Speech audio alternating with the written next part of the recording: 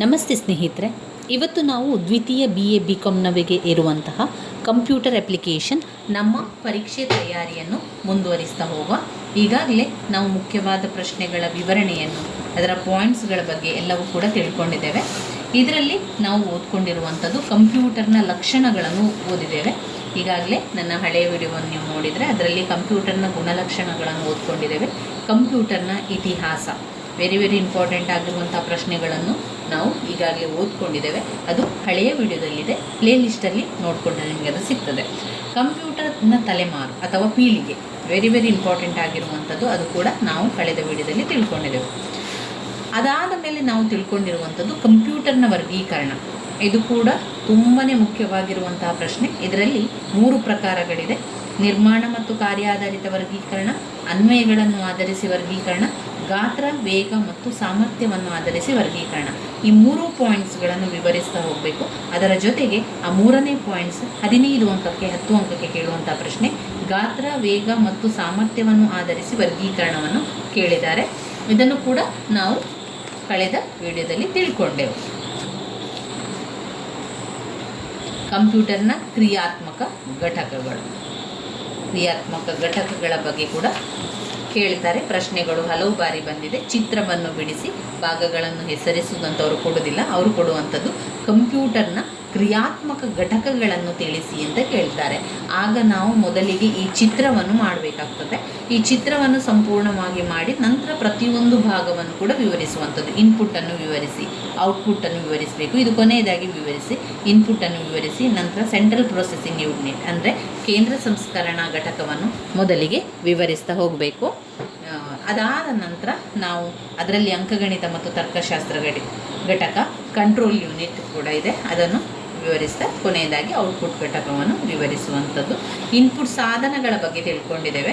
ಬೇರೆ ಸಾಧನಗಳು, ಅದರಲ್ಲಿ ಮೊದಲಿಗೆ ಕೀಬೋರ್ಡ್, ಅದಾದ ಮೇಲೆ ಮೌಸ್, ಅದಾದ ಮೇಲೆ ಟಚ್ ಪ್ಯಾಡ್ಗಳು, ಆಮೇಲೆ joystick, magnetic ink character reader, ಅದಾದಮೇಲೆ ಗ್ರಾಫಿಕ್ ಟ್ಯಾಬ್ಲೆಟ್, ಆಮೇಲೆ ಡಿಜಿಟಲ್ ಕ್ಯಾಮರಾ, ಬೆಳಕಿನ ಪೆನ್, ಇದೆಲ್ಲವನ್ನು ಕೂಡ ನಾವು ಈಗಾಗಲೇ ತಿಳ್ಕೊಂಡಿದ್ದೆವು.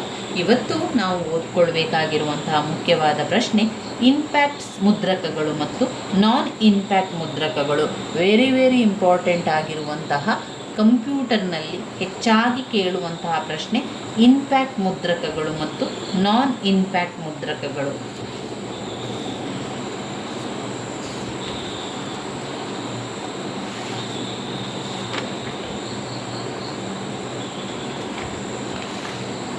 ಇಲ್ಲಿ ನೀವು ನೋಡಿದರೆ ಇಲ್ಲಿ ನಿಮಗೆ ಗೊತ್ತಾಗ್ತದೆ ಇಂಪ್ಯಾಕ್ಟ್ ಮುದ್ರಕಗಳಲ್ಲಿ 10 ಅಂಕಕ್ಕೆ ಕೇಳುವಂತಹ ಪ್ರಶ್ನೆ.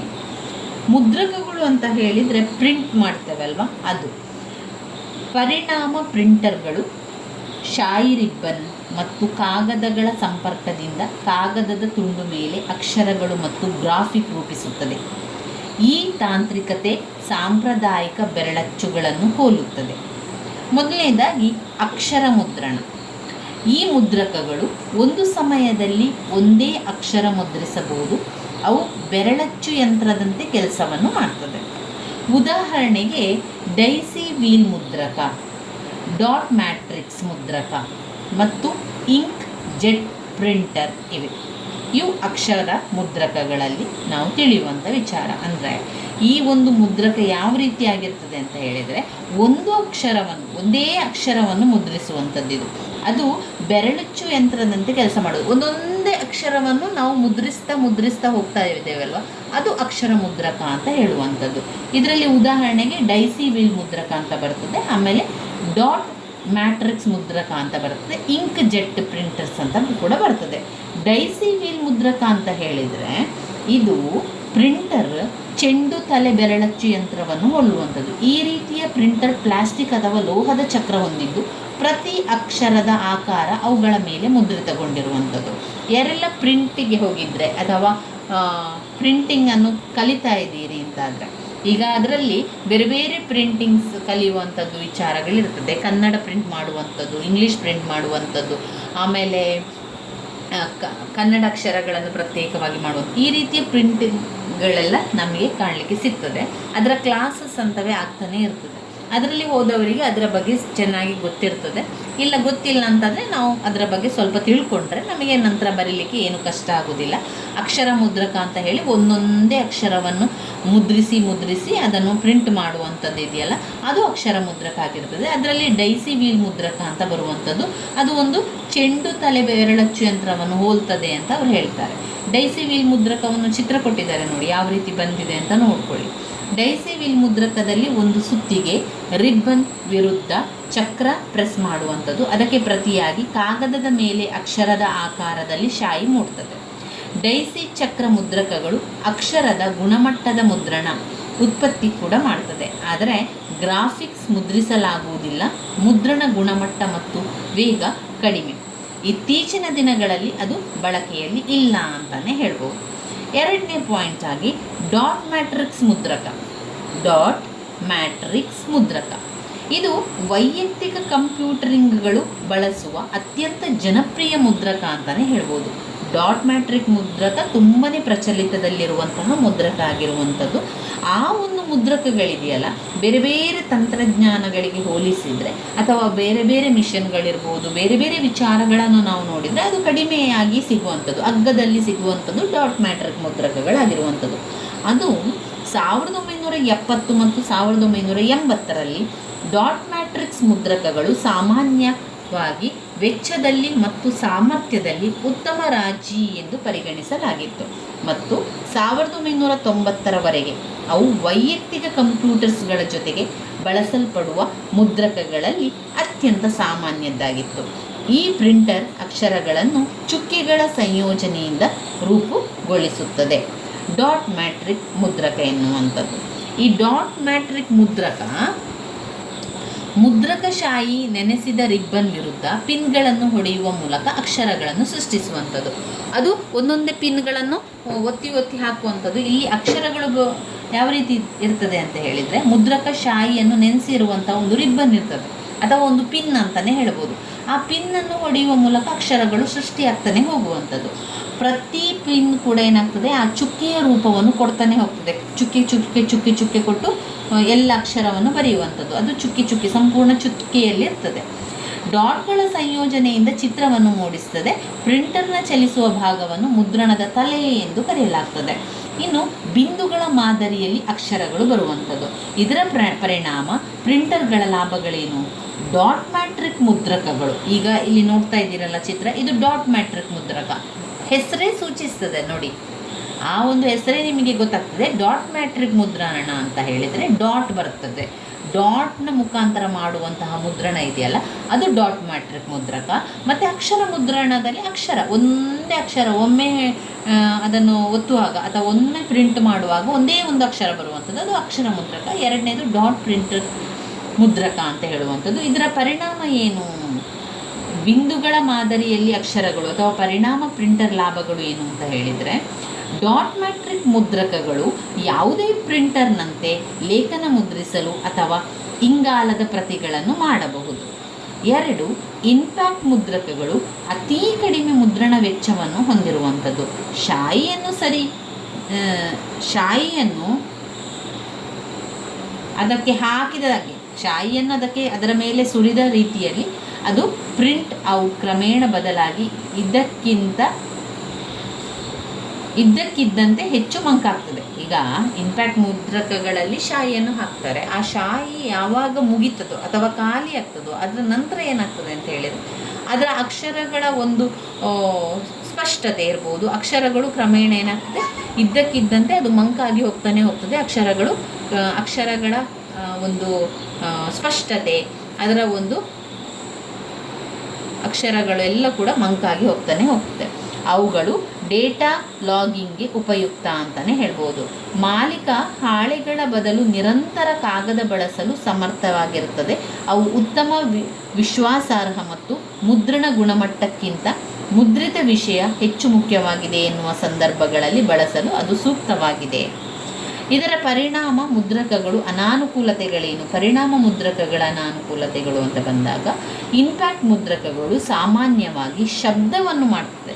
ಇಂಪ್ಯಾಕ್ಟ್ ಮುದ್ರಕ ಏನು ಮಾಡ್ತದೆ? ಶಬ್ದ ಮಾಡ್ತದೆ. ಅದು ಟಕ್ ಟಕ್ ಟಕ್ ಟಕ್ ಅಂತ ಒಂದು ರೀತಿಯ ಶಬ್ದವನ್ನು ಮಾಡ್ತಾನೆ ಹೋಗ್ತದೆ. ಅವರ ಅವರೇನು ಮಾಡ್ತಾರೆ ಅಂತ ಹೇಳಿದರೆ, ಸೀಮಿತ ಬಣ್ಣ ಪ್ರದರ್ಶನ, ಕಡಿಮೆ ರೆಸೊಲ್ಯೂಷನ್ ಗ್ರಾಫಿಕ್ ಮತ್ತು ಸೀಮಿತ ಗುಣಮಟ್ಟದ ಮುದ್ರಣಗಳನ್ನು ಮಾತ್ರ ಮುದ್ರಿಸಬಹುದು. ಈ ಮುದ್ರಕಗಳು ನಿಧಾನ ಸ್ಪೀಡ್ 225 CPSನಿಂದ 250 CPS ವರೆಗೆ ಇರುವಂಥದ್ದು. ಸ್ಪೀಡ್ ಒಂದು ಪ್ರಿಂಟರ್ನಿಂದ ಇನ್ನೊಂದಕ್ಕೆ ಬದಲಾಗಬಹುದು.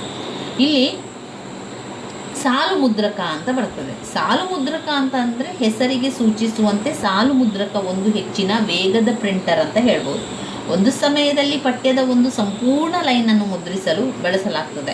ಸಾಲು ಮುದ್ರಕಗಳನ್ನು ದೊಡ್ಡ ಪ್ರಮಾಣದ ಡೇಟಾ, ಲೇಬಲ್ಗಳ ಮುದ್ರಣ, ಲೆಕ್ಕ ಪರಿಶೋಧಕ ಕೆಲಸ, ದತ್ತಾಂಶ ಕೇಂದ್ರಗಳಲ್ಲಿ ಇದರ ವ್ಯವಹಾರ ತುಂಬಾ ಮುಖ್ಯವಾಗಿ ಕಾಣ್ತದೆ. ಮುದ್ರಣ ಅನ್ವಯಗಳ ದೊಡ್ಡ ಪ್ರಮಾಣದ ಮುದ್ರಣಕ್ಕೆ ಅದನ್ನು ಬಳಸಲಾಗ್ತದೆ. ಇದು ಪ್ರತಿ ನಿಮಿಷಕ್ಕೆ 300ರಿಂದ 2500 ಸಾಲುಗಳನ್ನು ಮುದ್ರಿಸ್ತದೆ.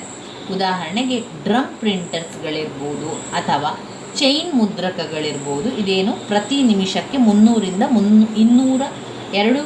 2500 ಸಾಲುಗಳನ್ನು ಅದು ಮುದ್ರಿಸ್ತದೆ ಅಂತಲೇ ಹೇಳ್ಬೋದು. ಪರಿಣಾಮ ಅಲ್ಲದ ಮುದ್ರಕಗಳು, ಈಗ ನಾವು ಓದಿರುವಂಥದ್ದು ಇಂಪ್ಯಾಕ್ಟ್ ಮುದ್ರಕಗಳು. ಇಂಪ್ಯಾಕ್ಟ್ ಮುದ್ರಕಗಳಲ್ಲಿ ಯಾವುದೆಲ್ಲ? ಇಂಪ್ಯಾಕ್ಟ್ ಮುದ್ರಕಗಳಲ್ಲಿ 1 ಅಕ್ಷರ ಮುದ್ರಕ, 2 ಡಾಟ್ ಮ್ಯಾಟ್ರಿಕ್ ಮುದ್ರಕ, 3ನೇದು ಸಾಲು ಮುದ್ರಕ ಎನ್ನುವಂತಹ 3 ಪಾಯಿಂಟ್ಸ್ಗಳನ್ನು ಬರೀಬೇಕು. ಯಾವುದರಲ್ಲಿ? ಇಂಪ್ಯಾಕ್ಟ್ ಮುದ್ರಕ. ಇಂಪ್ಯಾಕ್ಟ್ ಮುದ್ರಕ ಅಂತ ಬಂದಾಗ, ಇಂಪ್ಯಾಕ್ಟ್ ಮುದ್ರಕ ಎನ್ನುವಂಥದ್ದು ಇದು ಪರಿಣಾಮಕಾರಿ ಪ್ರಿಂಟರ್ಸ್ಗಳು ಶಾಯಿ ರಿಬ್ಬನ್ ಮತ್ತು ಕಾಗದದ ಸಂಪರ್ಕದಿಂದ ಕಾಗದದ ತುಂಡಿನ ಮೇಲೆ ಅಕ್ಷರಗಳನ್ನು, ಗ್ರಾಫಿಕ್ಸ್ಗಳನ್ನು ರೂಪಿಸುವಂಥದ್ದು. ಈ ತಾಂತ್ರಿಕತೆ ಸಾಂಪ್ರದಾಯಿಕ ಬೆರಳುಚ್ಚುಗಳನ್ನು ಹೋಲ್ತದೆ ಅಂತ ಹೇಳ್ತಾರೆ. ಅದೇ ರೀತಿಯಲ್ಲಿ 2ನೇದಾಗಿ 1 ಇಂಪ್ಯಾಕ್ಟ್ ಮುದ್ರಕಗಳು, 2 ನಾನ್ ಇಂಪ್ಯಾಕ್ಟ್ ಮುದ್ರಕಗಳು. ಅಂದರೆ ಪರಿಣಾಮ ಅಲ್ಲದ ಮುದ್ರಕಗಳು. ಒಂದು ಪರಿಣಾಮಕಾರಿ ಮುದ್ರಕ, ಮತ್ತೊಂದು ಪರಿಣಾಮವಲ್ಲದ ಮುದ್ರಕಗಳಾಗಿರುವಂಥದ್ದು. ಪರಿಣಾಮ ಮುದ್ರಕಗಳು ಅಂತ ಬಂದಾಗ ನಾವು ಇಂಪ್ಯಾಕ್ಟ್ ಪ್ರಿಂಟರ್ಸ್ಗಳನ್ನು ಬರೀಬೇಕು. ಅದರಲ್ಲಿ 3 ಪ್ರಿಂಟರ್ಸ್ಗಳು: ಅಕ್ಷರ ಮುದ್ರಕ, ಡಾಟ್ ಮ್ಯಾಟ್ರಿಕ್ ಮುದ್ರಕ, ಸಾಲು ಮುದ್ರಕ ಎನ್ನುವಂತಹ 3 ವಿಚಾರಗಳನ್ನು ಕಾಣ್ಬೋದು. ಮೊದಲನೇದಾಗಿ ಅಕ್ಷರ ಮುದ್ರಕ. ಅಕ್ಷರ ಮುದ್ರಕ ಎನ್ನುವಂಥದ್ದು ಈ ಮುದ್ರಕಗಳು ಒಂದು ಸಮಯದಲ್ಲಿ ಒಂದೇ ಅಕ್ಷರವನ್ನು ಮುದ್ರಿಸಬಹುದು. ಅವು ಬೆರಳಚ್ಚು ಯಂತ್ರದಿಂದ ಕೆಲಸ ಮಾಡ್ತದೆ. ಉದಾಹರಣೆಗೆ ಡೈಸಿ ವೀಲ್ ಮುದ್ರಕ, ಡಾಟ್ ಮ್ಯಾಟ್ರಿಕ್ಸ್ ಮುದ್ರಕ, ಇಂಕ್ ಜೆಟ್ ಪ್ರಿಂಟರ್ಸ್ ಇವೆ ಮುಂತಾದವುಗಳು ಅಕ್ಷರ ಮುದ್ರಣದಲ್ಲಿ ಬರ್ತದೆ. ಡೈಸಿ ವೀಲ್ ಮುದ್ರಕ ಈ ಪ್ರಿಂಟರ್ ಚೆಂಡು ತಲೆ ಬೆರಳಚ್ಚು ಯಂತ್ರ ಹೋಲುತ್ತದೆ. ಈ ರೀತಿಯ ಪ್ರಿಂಟರ್ ಪ್ಲಾಸ್ಟಿಕ್ ಅಥವಾ ಲೋಹದ ಚಕ್ರ ಹೊಂದಿದ್ದು ಪ್ರತಿ ಅಕ್ಷರದ ಆಕಾರ ಅವುಗಳ ಮೇಲೆ ಅದು ಮುದ್ರಿತಗೊಳ್ತಾನೆ ಹೋಗುವಂಥದ್ದು. ಡೈಸಿ ವೀಲ್ ಮುದ್ರಕದಲ್ಲಿ ಒಂದು ಸುತ್ತಿಗೆ ರಿಬ್ಬನ್ ವಿರುದ್ಧ ಚಕ್ರ ಪ್ರೆಸ್ ಮಾಡುತ್ತದೆ. ಅದಕ್ಕೆ ಸರಿಯಾಗಿ ಕಾಗದದ ಮೇಲೆ ಅಕ್ಷರದ ಆಕಾರದಲ್ಲಿ ಶಾಯಿ ಮೂಡುವಂಥದ್ದು. ಡೈಸಿ ಚಕ್ರ ಮುದ್ರಕಗಳು ಅಕ್ಷರದ ಗುಣಮಟ್ಟದ ಮುದ್ರಣ ಉತ್ಪತ್ತಿ ಮಾಡ್ತದೆ, ಆದರೆ ಗ್ರಾಫಿಕ್ ಮುದ್ರಿಸಲಾಗುವುದಿಲ್ಲ. ಮುದ್ರಣ ಗುಣಮಟ್ಟ ಮತ್ತು ವೇಗದ ಕಡಿಮೆ ಇತ್ತೀಚಿನ ದಿನಗಳಲ್ಲಿ ಬಳಕೆಯಲ್ಲಿಲ್ಲ. ಇನ್ನು ಬರುವಂಥದ್ದು ಅದುವೇ ಡಾಟ್ ಮ್ಯಾಟ್ರಿಕ್ ಮುದ್ರಕ. ಇದು ವೈಯಕ್ತಿಕ ಕಂಪ್ಯೂಟರ್ಗಳು ಬಳಸುವ ಅತ್ಯಂತ ಜನಪ್ರಿಯ ಮುದ್ರಕ ಅಂತ ಹೇಳಿದರೆ ಅದು ಡಾಟ್ ಮ್ಯಾಟ್ರಿಕ್ಸ್ ಮುದ್ರಕ ಆಗಿರ್ತದೆ. ಇತರ ತಂತ್ರಜ್ಞಾನಗಳಿಗೆ ಹೋಲಿಸಿದರೆ ಇದು ಬಹಳ ಅಗ್ಗ. 1970 ಮತ್ತು 1980ರಲ್ಲಿ ಡಾಟ್ ಮ್ಯಾಟ್ರಿಕ್ ಮುದ್ರಕಗಳು ಸಾಮಾನ್ಯವಾಗಿ ವೆಚ್ಚದಲ್ಲಿ ಮತ್ತು ಸಾಮರ್ಥ್ಯದಲ್ಲಿ ಉತ್ತಮ ರಾಜಿ ಎಂದು ಪರಿಗಣಿಸಲಾಗಿತ್ತು ಮತ್ತು 1990ರವರೆಗೆ ಅವು ವೈಯಕ್ತಿಕ ಕಂಪ್ಯೂಟರ್ಗಳ ಜೊತೆಗೆ ಬಳಸಲ್ಪಡುವ ಮುದ್ರಣಗಳಲ್ಲಿ ಅತ್ಯಂತ ಸಾಮಾನ್ಯವಾಗಿತ್ತು. ಈ ಪ್ರಿಂಟರ್ ಅಕ್ಷರಗಳನ್ನು ಚುಕ್ಕೆಗಳ ಸಂಯೋಜನೆಯಿಂದ ರೂಪುಗೊಳಿಸುತ್ತದೆ. ಇದರಲ್ಲಿ ಡಾಟ್ ಮ್ಯಾಟ್ರಿಕ್ ಮುದ್ರಕಗಳ ಬಗ್ಗೆ ತಿಳ್ಕೊಂಡೆವು. ಇವಿಷ್ಟು ಆದ ನಂತರ ನಾವು ಓದ್ಕೊಳ್ಬೇಕಾಗಿರುವಂಥದ್ದು ನಾನ್ ಇಂಪ್ಯಾಕ್ಟ್ ಮುದ್ರಕಗಳು. ನಾನ್ ಇಂಪ್ಯಾಕ್ಟ್ ಮುದ್ರಕಗಳನ್ನು ಓದ್ಕೊಳ್ಬೇಕು. ಈ ನಾನ್ ಇಂಪ್ಯಾಕ್ಟ್ ಮುದ್ರಕಗಳು ಪರಿಣಾಮ ಅಲ್ಲದ ಪ್ರಿಂಟರ್ಸ್ ಅಂತ ಹೇಳ್ತಾ ಇದ್ದಾರೆ. ಪರಿಣಾಮ ಅಲ್ಲದ ಪ್ರಿಂಟರ್ ವಾಸ್ತವವಾಗಿ ಕಾಗದ ಕೈ ಪ್ರಿಂಟ್ ಹೆಡ್ನಿಂದ ಹೊಡೆಯದೆ ಅಕ್ಷರಗಳನ್ನು ಮತ್ತು ಗ್ರಾಫಿಕ್ಗಳನ್ನು ರೂಪಿಸುತ್ತದೆ. ಇದರಲ್ಲಿ 1 ಶಾಯಿ ಮುದ್ರಕ, 2 ಲೇಸರ್ ಮುದ್ರಕ. ಒಟ್ಟು 2 ಮುಖ್ಯವಾದ ಪಾಯಿಂಟ್ಸ್ಗಳನ್ನು ಕಾಣ್ಬೋದು. 1 ಶಾಯಿ ಮುದ್ರಕ, 2 ಲೇಸರ್ ಮುದ್ರಕ. ಶಾಯಿ ಮುದ್ರಕ ಮತ್ತೊಂದು ಲೇಸರ್ ಮುದ್ರಕ ಎನ್ನುವಂತಹ 2 ಮುದ್ರಕಗಳನ್ನು ನಾನ್ ಇಂಪ್ಯಾಕ್ಟ್ ಮುದ್ರಕಗಳಲ್ಲಿ ನಾವು ಬರಿಬೇಕಾಗಿರುವಂಥ ಪಾಯಿಂಟ್ಸ್ಗಳು. ಇಂಪ್ಯಾಕ್ಟ್ ಮುದ್ರಕಗಳು, ಪರಿಣಾಮಕಾರಿ ಮುದ್ರಕಗಳಲ್ಲಿ ಒಂದು ಅಕ್ಷರ ಮುದ್ರಕ, ಮತ್ತೊಂದು ಡಾಟ್ ಮ್ಯಾಟ್ರಿಕ್ ಮುದ್ರಕಗಳು. ಅಕ್ಷರ ಮುದ್ರಕ, ಡಾಟ್ ಮ್ಯಾಟ್ರಿಕ್ ಮುದ್ರಕಗಳು, ಹಾಗೆಯೇ ಸಾಲು ಮುದ್ರಕಗಳು ಎನ್ನುವಂತಹ ಪಾಯಿಂಟ್ಸ್ಗಳನ್ನು ಕಾಣಬಹುದು. ಅದಾದ ನಂತರ ನಾನ್ ಇಂಪ್ಯಾಕ್ಟ್ ಮುದ್ರಕಗಳಲ್ಲಿ ಒಂದು ಶಾಯಿ ಮುದ್ರಕ, 2 ಲೇಸರ್ ಮುದ್ರಕ. ಶಾಯಿ ಮುದ್ರಕ ಮತ್ತು ಲೇಸರ್ ಮುದ್ರಕ, ಅವುಗಳನ್ನು ನಾವು ತಿಳ್ಕೊಳ್ಳೋಣ.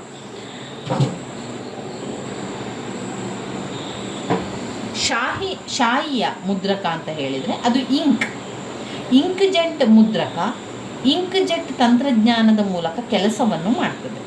ಮತ್ತು ಡಾಟ್ ಮ್ಯಾಟ್ರಿಕ್ಸ್ ಮುದ್ರಕಗಳಿಗಿಂತ ಉತ್ತಮ ಗುಣಮಟ್ಟದ ಮುದ್ರಿತ ಉತ್ಪಾದಿಸುತ್ತದೆ.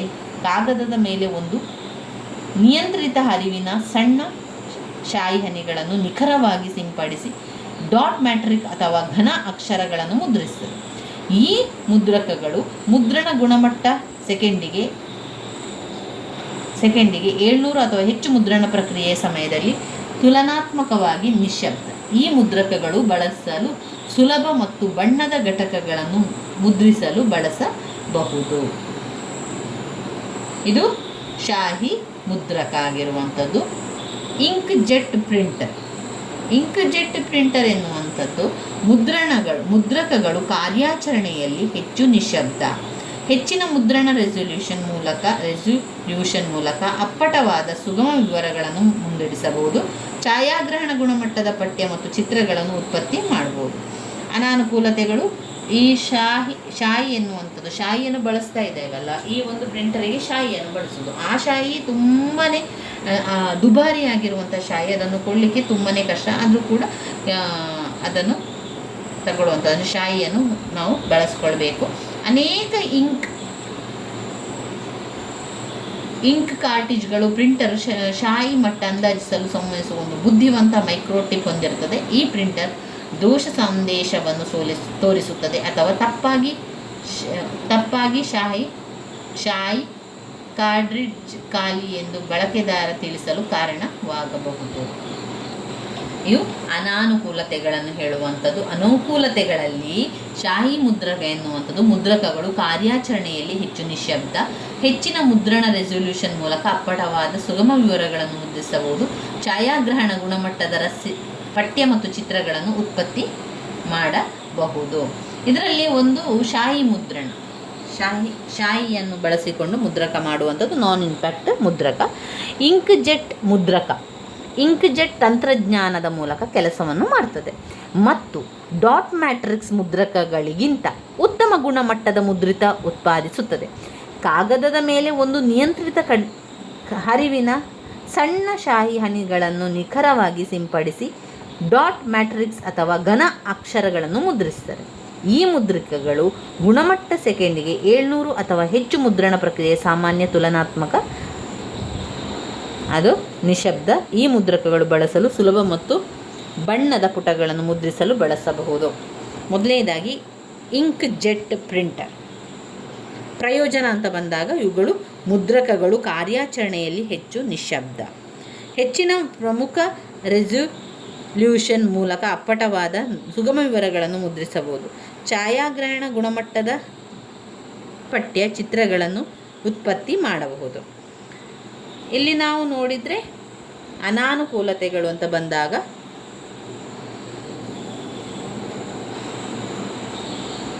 ಅನಾನುಕೂಲತೆಗಳು, ಶಾಯಿ ಸಾಮಾನ್ಯವಾಗಿ ಅತ್ಯಂತ ದುಬಾರಿಯಾಗಿರುತ್ತದೆ.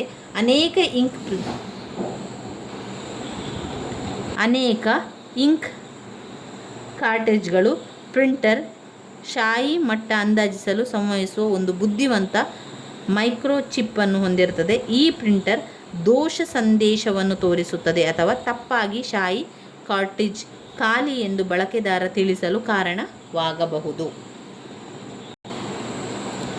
ಈ ಶಾಯಿ ಮುದ್ರಣ ಪ್ರಯೋಜನಗಳು ಮತ್ತು ಅನಾನುಕೂಲತೆ ಗೊತ್ತಾಯಿತು ನಿಮಗೆ. ಅಂದರೆ ಪ್ರಯೋಜನಗಳು ಏನು ಅಂತ ಹೇಳಿದರೆ, ಈ ಒಂದು ಕಾರ್ಯಾಚರಣೆಯಲ್ಲಿ ಹೆಚ್ಚು ನಿಶ್ಶಬ್ದವಾಗಿರ್ತದೆ, ಹಾಗೆ ಹೆಚ್ಚಿನ ಮುದ್ರಣ ರೆಸಲ್ಯೂಷನ್ ಮೂಲಕ ಅಪ್ಪಟವಾದ ಸುಗಮ ವಿವರಗಳನ್ನು ಮುದ್ರಿಸಬಹುದು. ಛಾಯಾಗ್ರಹಣ ಗುಣಮಟ್ಟದ ಪಠ್ಯ ಮತ್ತು ಚಿತ್ರಗಳನ್ನು ಉತ್ಪತ್ತಿ ಮಾಡಬಹುದು. ಇನ್ನು ಅನಾನುಕೂಲತೆಗಳು ಅಂತ ಬಂದಾಗ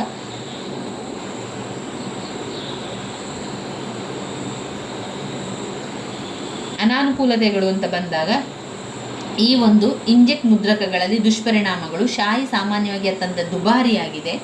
ಅನೇಕ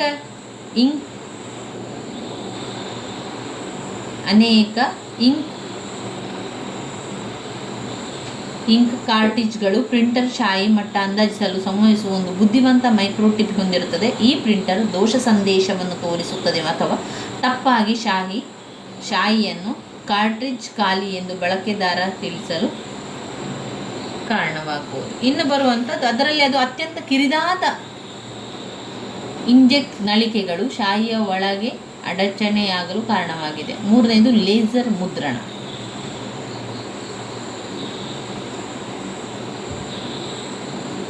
ಲೇಸರ್ ಮುದ್ರಣ ಅಂತ ಬಂದಾಗ ಇದು ಒಂದು ಉತ್ತಮ ಗುಣಮಟ್ಟದ, ಉನ್ನತ ವೇಗ ಮತ್ತು ಹೆಚ್ಚಿನ ಪ್ರಮಾಣದ ತಂತ್ರಜ್ಞಾನ. ಪ್ರಿಂಟರ್ ಲೇಸರ್ ಮುದ್ರಕಗಳು ಡ್ರಮ್ ಮೇಲೆ ಚಿತ್ರವನ್ನು ತಯಾರಿಸಲು ಲೇಸರ್ ಕಿರಣ ಅದನ್ನು ಬಳಸಲಾಗ್ತದೆ. ಇದು ಎಲ್ಲೆಲ್ಲಿ ಲೇಸರ್ ಬೆಳಕು ಡ್ರಮ್ ಮೇಲೆ ಎಲ್ಲಿ ಹಿಟ್ ಮಾಡುತ್ತದೆ, ಎಲ್ಲ ವಿದ್ಯುತ್ ಬದಲಾಯಿಸುತ್ತದೆ. ಯಾವಾಗ ಡ್ರಮ್ ಅದನ್ನು ಡೋನರ್ ಭಂಡಾರದ ಮೇಲೆ ಉರುಳಿಸುತ್ತೇವೆ ಆಗ ಆ ಆರೋಪ ಭಾಗಗಳನ್ನು ತೆಗೆದುಕೊಳ್ಳುತ್ತದೆ. ಅಂತಿಮವಾಗಿ ಡ್ರೋನರನ್ನು ಶಾಖ ಮತ್ತು ಒತ್ತಡವನ್ನು ಸಂಯೋಜನೆಯ ಮೂಲಕ ಕಾಗದಕ್ಕೆ ವರ್ಗಾಯಿಸಲಾಗುತ್ತದೆ. ಲೇಸರ್ ಮುದ್ರಕಗಳು ಉತ್ತಮ ಗುಣಮಟ್ಟದ ಪಠ್ಯ ಮತ್ತು ಗ್ರಾಫಿಕ್ ಉತ್ಪತ್ತಿ ಮಾಡಲು ಸೂಕ್ತ, ಆದರೆ ದುಬಾರಿ. ಅವುಗಳನ್ನು ಬಳಸುವ ತಂತ್ರಜ್ಞಾನ ಫೋಟೋಕಾಪಿಂಗ್ ಯಂತ್ರಗಳದೇ ಆಗಿದೆ. ಲೇಸರ್ ಮುದ್ರಕಗಳು ನಿಮಿಷಕ್ಕೆ 10 ಪುಟಗಳಿಂದ 200 ಪುಟಗಳನ್ನು ಮುದ್ರಿಸುತ್ತದೆ. ಲೇಸರ್ ಮುದ್ರಣಗಳನ್ನು ಪುಟ ಮುದ್ರಕಗಳು ಎಂದು ಕರೆಯಲಾಗುತ್ತದೆ. ಅವುಗಳು ಒಂದೇ ನಿಮಿಷದಲ್ಲಿ ಇಡೀ ಪುಟವನ್ನು ಮುದ್ರಿಸುತ್ತದೆ. ಸ್ಟ್ಯಾಂಡರ್ಡ್ ಲೇಸರ್ ಮುದ್ರಕಗಳನ್ನು ಬಣ್ಣದ ವಿಷಯದಲ್ಲಿ 2 ವಿಭಾಗಗಳಾಗಿ ವರ್ಗೀಕರಿಸಲಾಗಿದೆ: ಏಕವರ್ಣದ ಲೇಸರ್ ಮುದ್ರಕ, ಬಣ್ಣದ ಲೇಸರ್ ಮುದ್ರಕ. ಏಕವರ್ಣದ ಲೇಸರ್ ಮುದ್ರಕ ಮತ್ತು ಬಣ್ಣದ ಲೇಸರ್ ಮುದ್ರಕ. ಇಲ್ಲಿ ಕೊಟ್ಟಿದ್ದಾರೆ ನೋಡಿ ಚಿತ್ರವನ್ನು. ಇದು ಲೇಸರ್ ಪ್ರಿಂಟರ್ ಆಗಿರ್ತದೆ. ಇದು ಲೇಸರ್ ಮುದ್ರಕದ ಇನ್ನರ್ ಭಾಗಗಳು ನಾವು ಕಾಣ್ಬೋದು.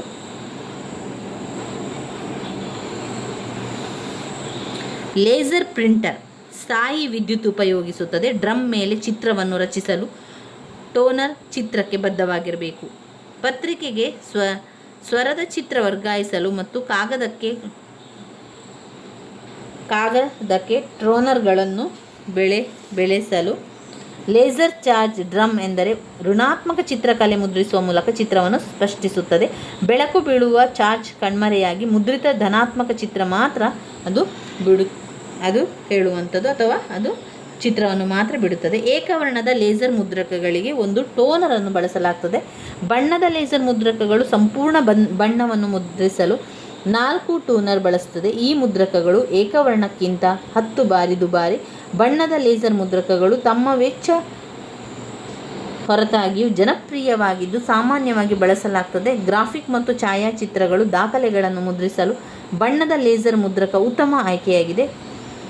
ಪ್ರಿಂಟ್ ವೇಗ, ಗುಣಮಟ್ಟ, ಪ್ರಿಂಟರ್ ರೆಸಲ್ಯೂಷನ್, ವಿಶ್ವಾಸಾರ್ಹತೆ, ಟೋನರ್ ವೆಚ್ ಒಂದು ಪ್ರಿಂಟರ್ ಆಯ್ಕೆಯಲ್ಲಿ ಪ್ರಮುಖ ನಿರ್ಧರಿಸುವ ಅಂಶಗಳನ್ನು ಕಾಣಬಹುದಾಗಿದೆ. ನಾನ್ ಇಂಪ್ಯಾಕ್ಟ್ ಮುದ್ರಕಗಳು ಅಲ್ಲಿ ಮತ್ತೆ ಇರುವಂಥದ್ದು ಇಂಪ್ಯಾಕ್ಟ್ ಮುದ್ರಕಗಳು. ಅದರಲ್ಲಿ ಇಂಪ್ಯಾಕ್ಟ್ ಮುದ್ರಕಗಳಲ್ಲಿ 2 ಪಾಯಿಂಟ್ಸ್ಗಳನ್ನು ಕಲ್ತಿರುವಂಥದ್ದು. ಹಾಗೆ ಅದಕ್ಕೆ ಬೇಕಾದಂಥ ಉದಾಹರಣೆಗಳನ್ನು ಕೂಡ ಅವರು ಕೊಟ್ಟಿದ್ದಾರೆ.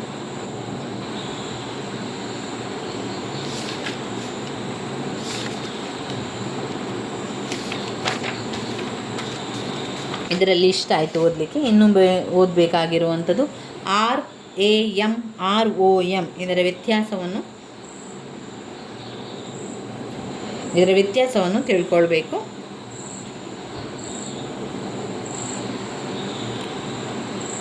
ಮುಂದಿನ ತರಗತಿಯಲ್ಲಿ ಅವುಗಳ ವ್ಯತ್ಯಾಸವನ್ನು ತಿಳ್ಕೊಳ್ಳುವ. RAM, ROMನ ಯಾವ ರೀತಿ ಅವರಲ್ಲಿ ತಿಳಿಸಿದ್ದಾರೆ ಎನ್ನುವಂಥದ್ದನ್ನು ನೋಡಿಕೊಂಡು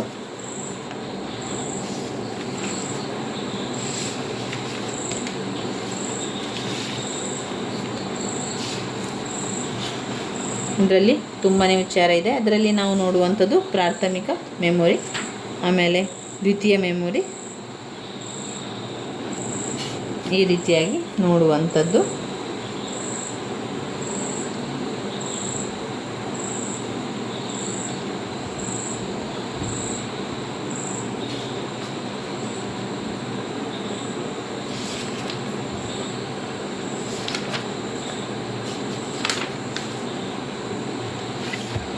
ನೋಡಿ, ಇದರಲ್ಲಿ ಇನ್ನು ಬರುವಂಥದ್ದು ಪ್ರಶ್ನೆ ದ್ವಿತೀಯ ಶೇಖರಣಾ ಘಟಕ.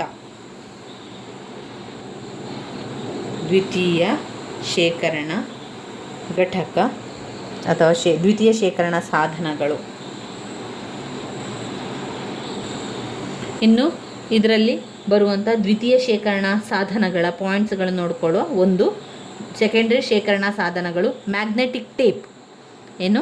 Magnetic tape. ಮ್ಯಾಗ್ನೆಟಿಕ್ ಡ್ರಮ್ ಯಾವುದನ್ನು ಹೇಳುವಂಥದ್ದು? Magnetic drum. ಅದಾದ ಮೇಲೆ ಹಾರ್ಡ್ ಡಿಸ್ಕ್, ಫ್ಲಾಫಿ ಡಿಸ್ಕ್. ಅದೆರಡನ್ನು ಕೂಡ ಮ್ಯಾಗ್ನೆಟಿಕ್ ಡಿಸ್ಕ್ ಅಂತ ಹೇಳುವಂಥದ್ದು. ಮ್ಯಾಗ್ನೆಟಿಕ್ ಡಿಸ್ಕ್, ಹಾರ್ಡ್ ಡಿಸ್ಕ್ ಮತ್ತು ಫ್ಲಾಫಿ ಡಿಸ್ಕ್ಗಳು. ಅದಾದಮೇಲೆ 5ನೇ point C D, DVD, pen drive.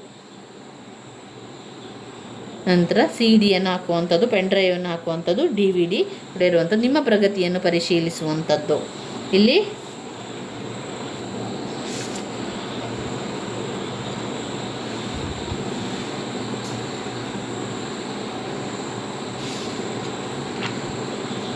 ಇದರಲ್ಲಿ ಬರುವಂಥ ಪಾಯಿಂಟ್ಸ್ಗಳನ್ನು ನೋಡುವ. Magnetic tape, magnetic drum, magnetic disc, CD, DVD, pen drive. ಈ ರೀತಿಯಾಗಿ ವಿಚಾರಗಳಿದೆ. ಇನ್ನು ಸೆಕೆಂಡ್ರಿ ಮೆಮೊರಿ ಯೂನಿಟ್, ಸೆಕೆಂಡ್ರಿ ಶೇಖರಣಾ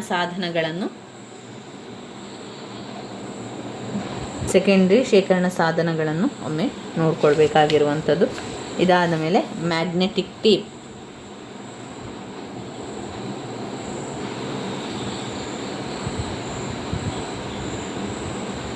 ಮ್ಯಾಗ್ನೆಟಿಕ್ ಟೇಪ್ ಮತ್ತು ಮ್ಯಾಗ್ನೆಟಿಕ್ ಡ್ರಮ್. ಮ್ಯಾಗ್ನೆಟಿಕ್ ಟೇಪ್ ಈ ರೀತಿಯಾಗಿ ಸುತ್ತಾಕಾರದಲ್ಲಿದೆ. ಮ್ಯಾಗ್ನೆಟಿಕ್ ಡ್ರಮ್ ಅದು ಒಂದು ಡ್ರಮ್ಮಿನ ರೀತಿಯಲ್ಲಿ ಇರುವಂಥದ್ದನ್ನು ಗಮನಿಸ್ಬೋದು. ಅದಾದ ಮೇಲೆ ನಾವು ಓದ್ಕೊಳ್ಬೇಕಾಗಿರುವಂಥದ್ದು ಹಾರ್ಡ್ ಡಿಸ್ಕ್.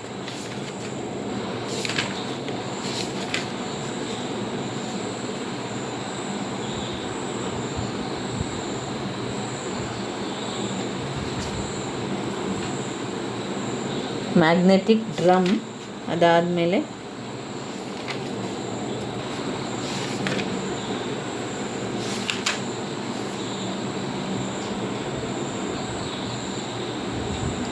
ಅದರಲ್ಲಿ ಪ್ರಯೋಜನಗಳು: ವ್ಯಾಪಕವಾಗಿ ಬಳಸಲಾಗುತ್ತದೆ, ಕಡಿಮೆ ಜಾಗದಲ್ಲಿ ಹೆಚ್ಚು ದತ್ತಾಂಶ ಶೇಖರಣೆ ಅತ್ಯಂತ ವಿಶ್ವಾಸಾರ್ಹ, ಬಾಳಿಕೆ ಬರುತ್ತದೆ, ಯಾದೃಚ್ಛಿಕ ಡೇಟಾ ಪ್ರವೇಶವನ್ನು ಒದಗಿಸುತ್ತದೆ, ಅದು ಕಾಂತಕ್ಷೇತ್ರದಿಂದ ಸಂಪೂರ್ಣವಾಗಿ ಬಾಧಿತವಾಗಿಲ್ಲ. ಒಂದು ಪೆನ್ ಡ್ರೈವ್ ನಿಧಾನವಾಗಿ ಡೇಟಾ ಪ್ರವೇಶ ಅನುಮತಿಸುತ್ತದೆ. ಆಪ್ಟಿಕಲ್ ಡಿಸ್ಕ್ ಮೇಲೆ ನಕಲಿಸಲು ಸುಲಭ ಅಲ್ಲ. ಆಪ್ಟಿಕಲ್ ಡಿಸ್ಕ್ ತಂತ್ರಜ್ಞಾನ ಅದು ತುಂಬ ದುಬಾರಿಯಾಗಿರುವಂಥದ್ದು. CDಯಲ್ಲಿರುವಂಥದ್ದು ದುಬಾರಿಯಾಗಿರುವಂತಹ ಒಂದು ತಂತ್ರಜ್ಞಾನ ಆಗಿರುವಂಥದ್ದು. ಇನ್ನು DVD ರ್ಯಾಮಲ್ಲಿ ನಮಗೆ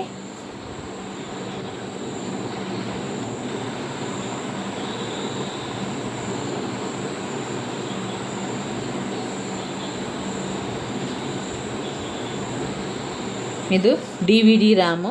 ಪೆನ್ ಡ್ರೈವ್ ಇಲ್ಲಿದೆ ನೋಡಿ, ಪೆನ್ ಡ್ರೈವ್ ಇರುವಂಥದ್ದು. ಯಂತ್ರಾಂಶ ಮತ್ತು ತಂತ್ರಾಂಶ. ಇದರಲ್ಲಿ ವೆರಿ ಇಂಪಾರ್ಟೆಂಟ್ ಆಗಿರುವಂತಹ ಪ್ರಶ್ನೆ, ಗಣಕಯಂತ್ರದ ಭಾಷೆಯನ್ನು ವಿವರಿಸು. ಕೆಳಮಟ್ಟ ಭಾಷೆ, ಹೈ ಲೆವೆಲ್ ಭಾಷೆ, ಕೆಳಮಟ್ಟದ ಭಾಷೆಗಳು, ಹೈ ಲೆವೆಲ್ ಭಾಷೆಗಳು. ಒಂದು ಕೆಳಮಟ್ಟದ ಭಾಷೆ ಅಂತ ಇರ್ಬೋದು, ಮತ್ತೊಂದು ಹೈ ಲೆವೆಲ್ ಭಾಷೆ, ಆಮೇಲೆ ಕೆಳಮಟ್ಟದ ಭಾಷೆಗಳಾಗಿರುವಂಥದ್ದು. ಇದು ಗಣಕಯಂತ್ರದ ಭಾಷೆಯನ್ನು ವಿವರಿಸುವಂಥದ್ದು. ಪ್ರೋಗ್ರಾಮಿಂಗ್ ಭಾಷೆ ಎನ್ನುವಂಥದ್ದು ಗಣಕಯಂತ್ರದ ಭಾಷೆಯನ್ನು ವಿವರಿಸುವಂಥದ್ದಾಗಿರುತ್ತದೆ. ಇದರಲ್ಲಿ ಯಂತ್ರದ ಭಾಷೆ ಅಂತ ತಿಳ್ಕೊಳ್ಬೇಕು. ಅದಾದಮೇಲೆ ಉನ್ನತ ಮಟ್ಟದ ಭಾಷೆ,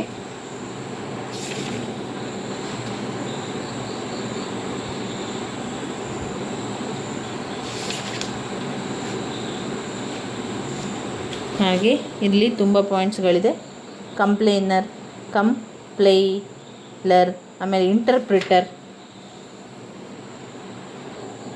ಅಸೆಂಬ್ಲರ್, ಅದೆಲ್ಲ ಇರುವಂಥದ್ದನ್ನು ಕಾಣ್ಬೋದು.